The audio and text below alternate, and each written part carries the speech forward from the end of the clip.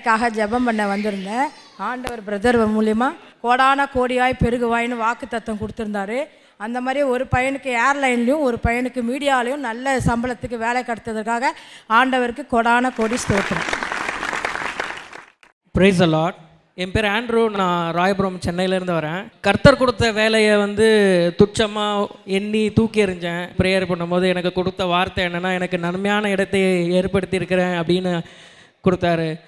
இருந்தாலும் அவிசுவாசத்தினாலேயும் மேலும் தற்பெருமை, எப்போ இங்கே போனாலும் வேலை கிடைக்கும் அப்படின்ற ஒரு இதனால எனக்கு சரியான வாய்ப்புகள் எதுவும் அமையவே இல்லை.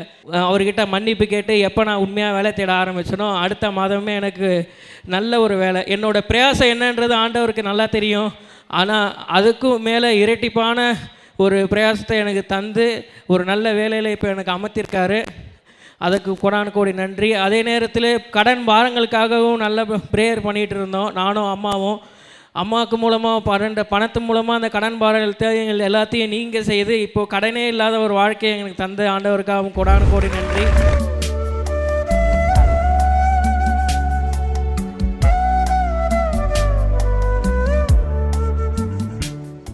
கிறிஸ்துவுக்குள் மிகவும் பிரியமான எனதருமை சகோதர சகோதரிகளே, நம்மை சிருஷ்டித்தவரும் நம்மை உண்டாக்கினவரும் நம்மை ஒருபோதும் மறந்து போகாதவருமாகிய இயேசு கிறிஸ்துவினுடைய நாமத்தினாலே உங்க எல்லாரையும் வாழ்த்தி ஆசீர்வதிக்கிறேன். அல்லேலூயா. எல்லாரும் சந்தோஷமா இருக்கீங்களா? இப்ப கேட்க போறது ஸ்டீஃபனுடைய சத்தம் அல்ல. உங்களை சிருஷ்டித்து உருவாக்கி இன்னைக்கு வரைக்கும் என்ன கஷ்ட நஷ்டம் வந்தாலும் கூடவே இருந்து தாங்கி நீ கண்ணீர் வடிக்கிற நேரத்துல எல்லாம் உன் கண்ணீரை தொடச்சி உன்னை வாழ வைத்து கொண்டிருக்கிற என் அன்பான இயேசு கிறிஸ்துவினுடைய சத்தத்தை இப்பொழுது நீங்கள் கேட்க போகிறீர்கள். சங்கீதம் 121:8 இப்படியாய் சொல்லுகிறது. வாசிப்போமா? கர்த்தர் உன் போக்கையும் உன் வரத்தையும் இது முதற்கொண்டு என்றென்றைக்கும் காப்பார். இது முதற்கொண்டு என்றென்றைக்கும் காப்பார். இன்று முதல் உன் போக்கையும் வரத்தையும் ஆண்டவர் என்றென்றைக்கும் காப்பாராம். அல்லேலூயா. நேற்றைக்கு வரைக்கும் சொல்லுவாங்க, நான் சும்மா நடந்து போனாலும் தடிக்கு கீழே விழுறேன், சும்மா பைக்கில் போனாலும் அந்த பைக்கு போய் யார் மேலேயாவது இடிச்சிட்டு நான் ஒழுங்கா ஓரமாக தான் போயிட்டு இருக்கேன், எவனோ ஒருத்தன் என் மேலே கொண்டு வந்து மோதுறான், சும்மா நிறுத்திட்டு இருந்த வண்டியில் மோதுறான், எல்லாம் எனக்குன்னா வாய்க்கணும், எனக்குன்னா இந்த ஆபத்து வரணுமா, எனக்கு தான் இந்த வியாதி வர வேண்டுமா அப்படின்னு எல்லாம் நிறைய பேர் நேற்றைக்கு வரைக்கும் புலம்புறீங்க. இன்னைக்கு ஆண்டவர் சொல்றாரு, ஆண்டவருடைய போக்கையும் வரத்தை இன்று முதல் என்றென்றைக்கும் காப்பாராம். அல்லேலூயா. அவர் உன்னை காக்கும்படி தேவ தூதர்களுக்கு கட்டளையிடுகிறார். இன்னைக்கு பிறகு உங்களுடைய பைக்கில் போனாலும் சைக்கிளில் போனாலும் காரில் போனாலும் உங்களை காக்கும்படி தேவ தூதர்களை ஆண்டவர் உங்களுக்கு முன்னால் அனுப்புவார். உங்கள் பாதங்கள் கல்லில் இடராதபடிக்கு தேவ தூதர்கள் உங்கள் பிள்ளைகளை சுமந்து கொண்டு போகிறதை இன்றைக்கு பிறகு நீங்கள் பார்ப்பீர்கள். நிறைய பேர் பயந்து வந்திருக்கிறீங்க. பிள்ளை டூர் போறாளே, எப்படி அனுப்புறது, ஏதாவது ஆயிடுமோ, பசங்க கூட கிணத்துல இறங்கி குளிக்க போயிடுவானோ, கடல்ல குளிச்சிருவானோ, டூர் போறானே, கல்லூரி பிள்ளாச்சே, டீச்சர்ஸ் கண்ணை மறைச்சிட்டு எங்கேயாவது ஒளிஞ்சு கிழிஞ்சு ஏதாவது ஃபால்ஸ்ல இறங்கிடுவானுங்களோ பயந்துட்டு சிலர் இருக்கிறது என்னுடைய ஆவியிலே பார்க்கிறேன். பயப்படாதீங்க, தைரியமா இயேசுவாமியுடைய கையில பிடிச்சு பிள்ளைகளை அனுப்பி விடுங்க. அவர் சொல்லுகிறார், வகை தேடிக்கொண்டிருக்கிறான், வாய்ப்பு தேடுறான் பிசாசு. ஆண்டவருக்கு நான் வாய்ப்பு கொடுக்க மாட்டேன். ஏன்னா உங்களை பாதுகாக்க வேண்டிய கடமை, உங்களை பாதுகாக்க வேண்டிய பொறுப்பு, உங்களை பாதுகாக்க வேண்டிய ஒரு விசேஷித்த தருணத்திற்கு நேராக நான் வந்திருக்கிறேன் என்று ஆண்டவர் உங்களை பார்த்து சொல்றார். ஆமேன். உன் போக்கையும் உன் வரத்தையும் அப்படின்னா இன்னொரு வசனம் சொல்லி, நீ போகையிலும் ஆசீர்வதிக்கப்பட்டிருப்பாய், வருகையிலும் ஆசீர்வதிக்கப்பட்டிருப்பாய். நிறைய பேர் யோசிக்கிறீங்க, பொண்ணு பார்க்க போலான்னு இருக்கிறேன் என் பையனுக்கு, அந்த போக்கும் வரத்தும் ஆசீர்வாதமா இருக்குமா? சிலர் சொல்லுவாங்க, இது மாதிரி நல்ல காரியங்களுக்கு போகும்போது தான் வண்டி ஆக்சிடென்ட் ஆகுது, அன்னைக்கு தான் பொண்ணு பார்க்க போலான்னு போனால் அன்னைக்கு பார்த்தா இந்த வண்டி ஆக்சிடென்ட் ஆகணும். அதுக்கு தான் ஆண்டவர் வசனத்தை கொடுத்துருக்கிற. நல்ல கவனிங்க, உங்கள் வீட்டில் சுப நிகழ்வுகள் நடக்கும் பொழுது தான் ரொம்ப ஜாக்கிரதையாக இருக்கணும். அன்னைக்கு தான் அந்த சுப நிகழ்வு அழிக்க, சமாதானத்தை கெடுக்க ஏதாவது ஒரு தந்திரத்தில் வருவான். அதனால தான் ஆண்டவர் சொல்லியிருக்கிறாரு, இப்படிப்பட்ட நல்ல காரியங்கள் நடக்க முன்னால நீங்க ஒண்ணு செய்யணும். என்னன்னா, பலவான்களை முந்தி கட்ட வேண்டும். ஒரு நல்ல காரியத்தை நீங்க செய்யணும்னு தீர்மானிக்கும் பொழுது முதல்ல அதை கெடுக்கிறதுக்கு ஒருத்தர் இருப்பான், அவனை முந்தி கட்டணும். வேதம் சொல்லுகிறது, நீ பூமியில கட்டுகிறது பரலோகத்திலே கட்டப்படும். அதை முந்தி கட்டிட்டு தான் நம்ம மீதி வேலையை பார்க்கணும். சிலர் வந்து எனக்கு பத்திரிக்கை கொடுக்க வருவாங்க. முதல் பத்திரிக்கை ஐயா உங்களுக்கு தான் கொண்டு வந்திருக்கேன்னு வாங்க. வெரி குட் அப்படின்னு வாங்குவேன். ஏன்னா மீதி டிஸ்ட்ரிபியூஷனுக்கு இப்போ தான் ஆரம்பிப்பாங்க. ஆமே, முதல் பத்திரிக்கை ஆண்டவருக்கு கொடுத்துட்டு ஊழியக்காரனை கொடுத்துட்டு அடுத்து ஆரம்பிப்பாங்க. நான் ஜெபிக்கும் பொழுது சில வார்த்தைகள் ஆச்சரியமாக இருக்கும். என்ன சொல்லி தெரியுமா ஜெபம் பண்ண? ஆண்டவரே, ரொம்ப நாளைக்கு அப்புறம் இப்போ தான் பிள்ளைங்களுக்கு மேரேஜ்னு ஒன்று நல்லது கைகூடி வந்திருக்குது. ஆனால் இந்த பிசாசுக்கு அது கண்ணு பொறுக்காது. ஏதாவது ஒரு விதத்தில் கோள் மூட்டி கெடுக்கணும்னு நினைப்பான். இல்லைன்னா வேணும்னே ஒரு ஆக்சிடென்ட் கொண்டு வந்து கெடுப்பான். அவங்க என்ன பண்ண, வீட்டில் இப்படிப்பட்ட நேரங்களில் அதை ஸ்டார்ட் பண்ணுற நேரத்தில் ஏதாவது ஒரு மரணமோ என்னோ வந்துச்சுன்னா, ஐயையோ சகனம் சரியில்லை அப்படின்னு சொல்லிட்டு ஸ்டாப் பண்ணிடுவாங்க. ஆனால் நல்ல திருமணமாக இருக்கும், ஆண்டவர் ஆயத்தம் பண்ணதாக இருக்கும். அப்போ என்ன பண்ணணும்? முதலாவது பலவான்களை முந்தி கட்ட வேண்டும். அடுத்தபடியாக நான் அந்த பலவான்களை முந்தி கட்டிட்டு சொல்லுவேன், பிள்ளைங்க இப்போ தான் ஆண்டவரை இது எல்லாத்தையும் ரெடி பண்ணியிருக்கிறாங்க. எனவே இவங்க போக்கையும் வரத்தையும் இது முதற்கொண்டு என்றென்றைக்கும் நீர் பாதுகாக்க வேண்டும். கல்யாணத்துக்காக பத்திரிகை கொடுக்க வர்ற இடத்துல ஒரு ஊழியக்காரன் ஜெபிக்கிறான். ஏன் தெரியுமா? ஊழியக்காரனுக்கு தெரியும் எங்கெல்லாம் இவன் வேட்டு வச்சிருப்பான், எப்படியெல்லாம் இதை அழிக்கணும்னு நினைப்பான், கெடுக்கணும்னு நினைப்பான். அடுத்து ரெண்டாவது சொல்லுவேன், ஆண்டவரே இந்த பொண்ணு வீடா இருக்கலாம், பையன் வீடா இருக்கலாம். நமக்கு பொண்ணு வீட்டுக்காரங்க தான் பத்திரிக்கை வச்சிருப்பாங்க, பையன் வீட்டுக்காரங்க வந்திருக்க மாட்டாங்க. ஆனா நம்ம நினைக்கிறது பையன் வீட்டுக்கு பாதிப்புனாலும் பொண்ணுக்கு பாதிப்பு. நான் சொல்லுவேன், ஆண்டவரே இது பொண்ணு வீட்டுக்காரங்களா இருந்தாலும் பையன் வீட்டுக்காரங்களா இருந்தாலும் சரி, தூரத்து உறவினர்கள் மத்தியில கூட ஒரு துர்ச்செய்தி வரக்கூடாது. தூரத்து உறவுகள்ல கூட ஒரு மரணம் வந்துட்டுன்னா கூட 10 பேர் வரமாட்டாங்க. அது மட்டும் இல்ல, அந்த கல்யாணம் ஒரு டிஸ்டர்ப்டு ஸ்டேஜ்ல தான் நடக்குமே தவிர முழு மனசா எல்லாரும் ஹோகோன்னு வந்து கலகலப்பா வந்து நின்று, அதானே திருமணம். எல்லாரும் வந்து நின்று சந்தோஷமா கொண்டாடுறது தான் திருமணம். அந்த திருமண நாள்ல ஒரு டிஸ்டர்பன்ஸ் வந்துடும், ஒரு அமைதி அந்த இடத்துல. அந்த தூரத்து உறவினர்கள் மத்தியில கூட ஒரு கெட்ட காரியமோ ஒரு கெடுதலோ துர்ச்செய்தியோ வரக்கூடாது. ஹல்லேலூயா. அடுத்து அந்த பிள்ளைகளுக்காக ஜெபிக்கும் பொழுது சொல்லுவோம், ஆண்டவரே இவங்க இப்போ ஃபிசிக்கலாக தங்களை அலங்காரம் பண்ணிக்குவாங்க, உலக பிரகாரமாக மேக்கப்பு அது இது என்னென்ன பண்ணணுமோ, பெடிக்யூர் அந்த கியூர் இந்த கியூர் என்னென்ன உண்டோ எல்லாத்தையும் பண்ணுவாங்க. அப்போல்லாம் பொண்ணுங்க தான் பண்ணாங்கன்னு பார்த்தா இப்போ பசங்க அதை விட பயங்கரம். ஆமே, அதுக்கு 2 மாதத்துக்கு முன்னாலேயே ஆரம்பிச்சிருவான். முன்னாடி எல்லாம் சேவ் பண்ணிட்டு வந்தால் தான் மாப்பிள்ளை லட்சணமாக இருப்பார். இப்போ தாடி வச்சுட்டு வந்தால் தான் மாப்பிள்ளை லட்சணமாக இருக்கான்னு பொண்ணுங்களே எதிர்பார்க்குதான். சரி, அது அவங்க ஸ்டைல். ஆனால் நான் என்ன சொல்லுவேன் ஆண்டவர்கிட்ட, ஆண்டவரே இந்த பிள்ளைங்க ஆவிக்குரிய அலங்காரம் பண்ணி ஒரு புதிய உறவுக்குள்ளே போகிறாங்க. இந்த நாட்களில் என் பிள்ளைங்க சரீர பிரகாரமாக எவ்வளோ அவங்கள அலங்காரம் பண்ணுறாங்களோ அதை விட அதிகமாக ஸ்பிரிச்சுவலாக தங்களை அலங்காரம் பண்ணிட்டு கரை திரையற்ற ஒரு வாழ்க்கையை இவங்க 2 பேரும் தொடங்கணும். இதெல்லாம் அந்த ப்ரேயரில் வைப்பேன். அதனால தான் அந்த குடும்பங்கள் ஆசீர்வதிக்கப்படுகிறது. ஹல்லேலூயா. அடுத்து சொல்லுவேன், எல்லாரும் எங்கள் கல்யாணத்துக்கு வரணும், ஆனால் யார் வர்றாங்களோ இல்லையோ நீங்கள் வர்றதில் நான் குறியாக இருப்பேன். நீங்கள் தான் இந்த கல்யாணத்துக்கு வரணும், நீங்கள் தான் சீஃப் கெஸ்ட், நீங்கள் தான் சீஃப் ப்ரைஸ் சொல்லி ஜெபம் பண்ணி இவ்வளவும் பண்ணாதான் அந்த காரியம் சந்தோஷமாக அந்த திருமணங்கள் நடக்கிறது. இல்லைன்னா நிறைய போராட்டங்கள். சில குடும்பத்தில் பார்த்தீங்கன்னா எல்லாம் ஃபிக்ஸ் பண்ணிடுவாங்க, முந்தின நாள் பொண்ணு திடீர்னு சொல்லும், இந்த கல்யாணம் எனக்கு வேண்டவே வேண்டாம். ஊரில் உள்ளவங்க எல்லாம் கூட கிளம்பி ட்ரெயினில் வந்துட்டு இருப்பாங்க, ஃப்ளைட்டில் வந்துட்டு இருப்பாங்க. நடராத்திரி சொல்லுவா முந்தின நாள், இல்லை கல்யாணத்தை கேன்சல் பண்ணுங்க. என்னான்னு கேட்டால் சொல்லுவா, இப்போ தான் ஃபேஸ்புக்கில் பார்த்தேன், அவனுக்கு நிறைய பொண்ணு பிள்ளைங்களை நிறைய தொடர்பு இருக்குது. சொல்ல வேண்டிய நேரமாக இது? ஆமே, இதெல்லாம் இல்லாமல் இருக்கணும்னா இப்படிப்பட்ட ஜெபங்கள் ரொம்ப அவசியம். அதனால தான் ஆண்டவர் சொல்றாரு, நீ பிள்ளைக்கு பொண்ணு பார்க்க போனாலும் உன் போக்கு ஆசீர்வதிக்கப்பட்டிருக்க வேண்டும், உன் வரத்தை ஆசீர்வதிக்கப்படணும்.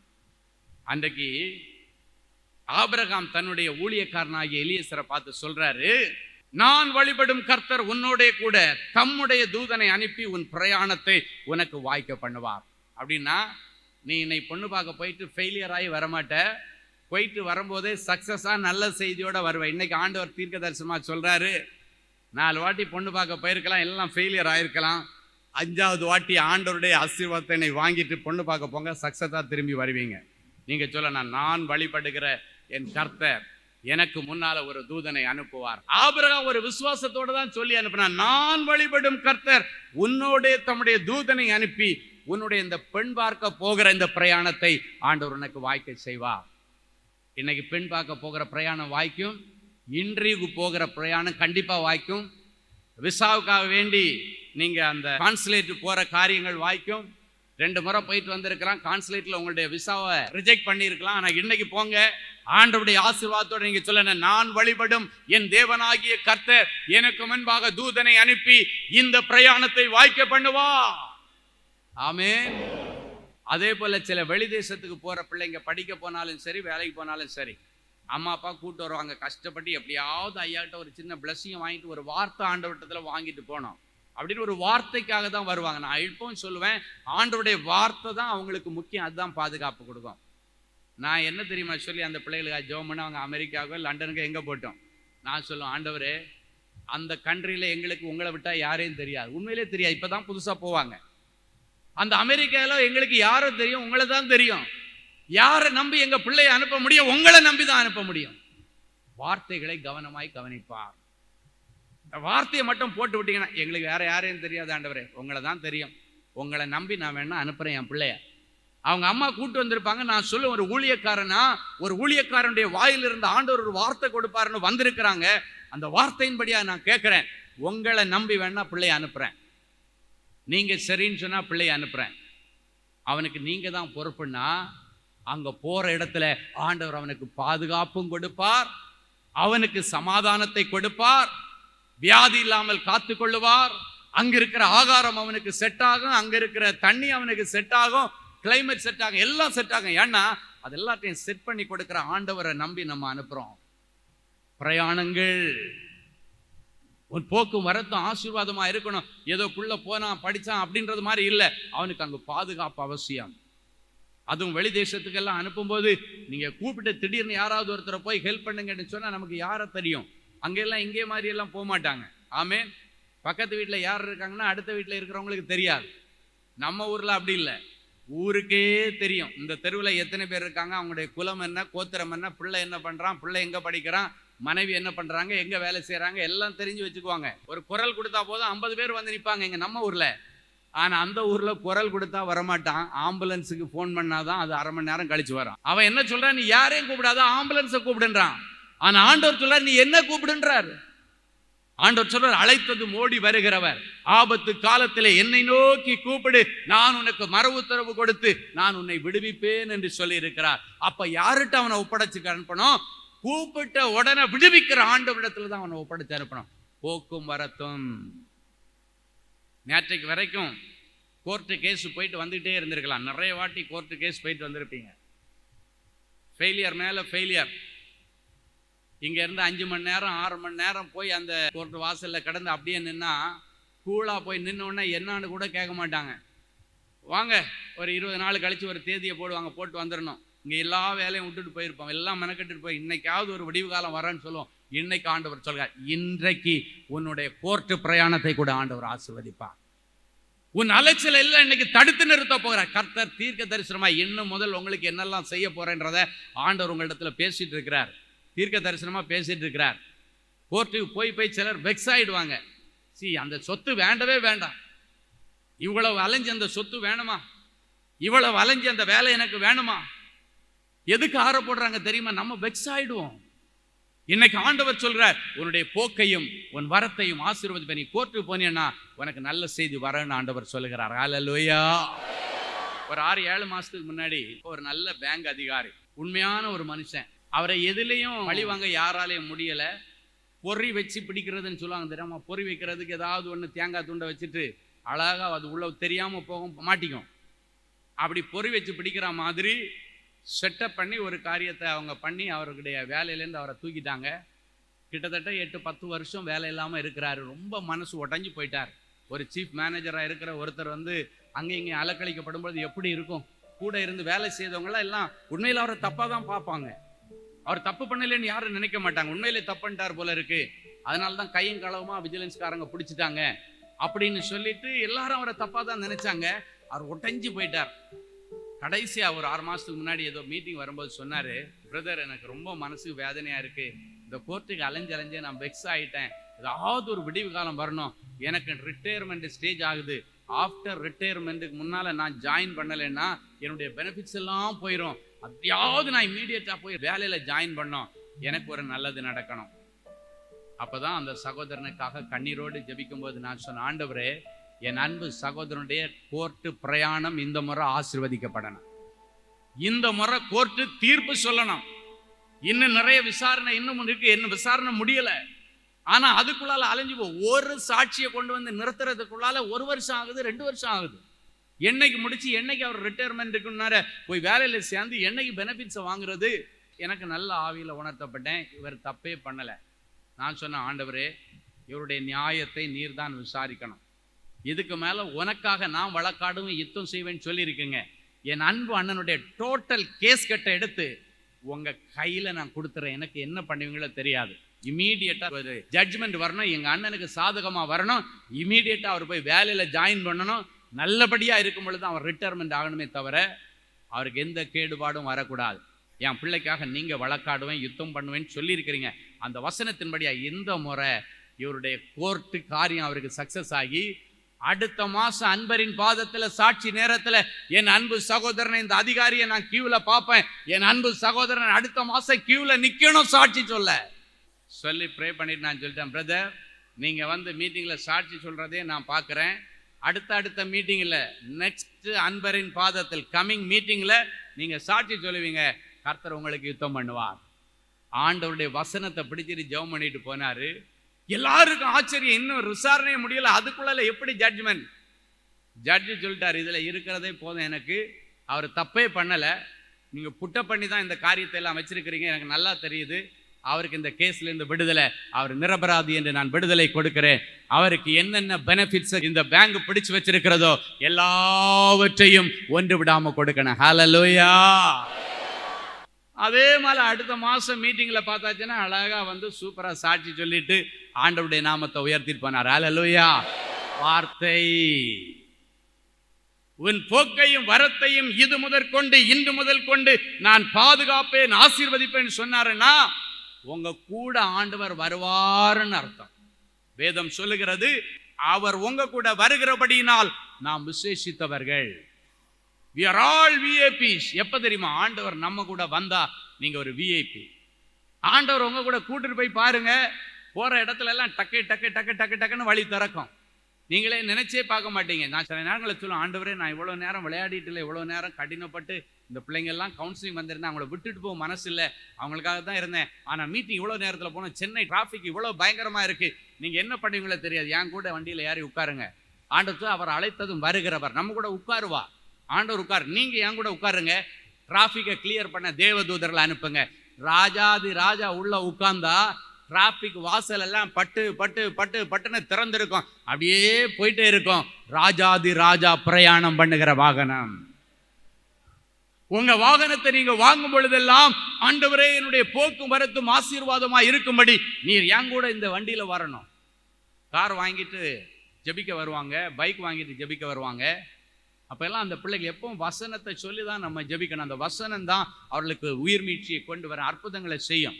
அப்போ அப்படி வரும்பொழுதெல்லாம் நான் கார் பிரதிஷ்டை பண்ணும் பொழுதுதான் சொல்ல, ஆண்டவரே இந்த வண்டியில என் பிள்ளைங்க யார் உட்கார்றதுக்கு முன்னால நீங்க உட்கார்ந்துடணும். நீங்க கொடுத்த வண்டியில நீங்க இல்லாம எப்படி ஆண்டவரே? ஜெபம். அப்படிதான் நீங்க ஜெபிக்க பழகி கொள்ள வேண்டும். நீங்க கொடுக்கலன்னா என் பிள்ளைக்கு இப்படி ஒரு கார் கிடைச்சிருக்காது. நீங்க கொடுத்த வண்டியில நீங்க இல்லாம எப்படி அவர் டிராவல் பண்ண முடியும்? நீங்க இருக்கணும். Condition number 1.